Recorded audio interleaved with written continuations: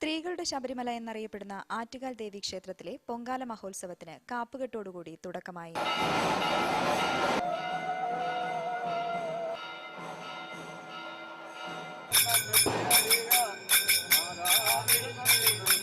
ആറ്റുകാൽ ദേവിയുടെ പ്രധാന വഴിപാടായ കുത്തിയോട്ട വ്രതത്തിനും ആരംഭമായി. ഇത്തവണ 856 കുട്ടികളാണ് ആറ്റുകാൽ ദേവിയുടെ ഭടന്മാരായി കുത്തിയോട്ടത്തിന് ഉണ്ടാവുക.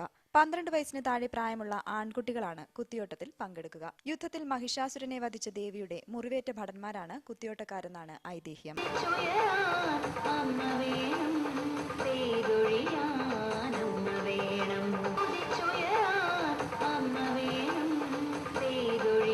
തുടർച്ചയായിട്ട് ഇതൊരു 15ാമത്തെ വർഷമാണ് മേക്കപ്പ് ചെയ്യുന്നത്. കഴിഞ്ഞ വർഷം 900 പുറത്ത് 1000 അടുപ്പിച്ച കുട്ടികളുണ്ട്. ഇത്തവണ 856 കുട്ടികളുണ്ട്.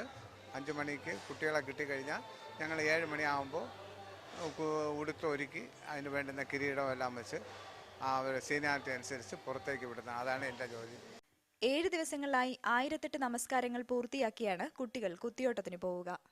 പൊങ്കാല ദിവസം രാത്രിയാണ് കുത്തിയോട്ടം നടക്കുന്നത്. പൊങ്കാല മഹോത്സവം തുടങ്ങിയതോടെ ആറ്റുകാലിലേക്ക് ആയിരക്കണക്കിന് ഭക്തജനങ്ങളാണ് എത്തുന്നത്. മാർച്ച് 5 നടക്കുന്ന പൊങ്കാല സമർപ്പണത്തിനാവശ്യമായ കലങ്ങളും മറ്റു സാധനങ്ങളും പാതയോരങ്ങളിൽ നിരന്നു കഴിഞ്ഞു. ഉത്സവത്തോടനുബന്ധിച്ച് ക്ഷേത്രവും പരിസരവും പോലീസിന്റെ ശക്തമായ സുരക്ഷയിലാണ്.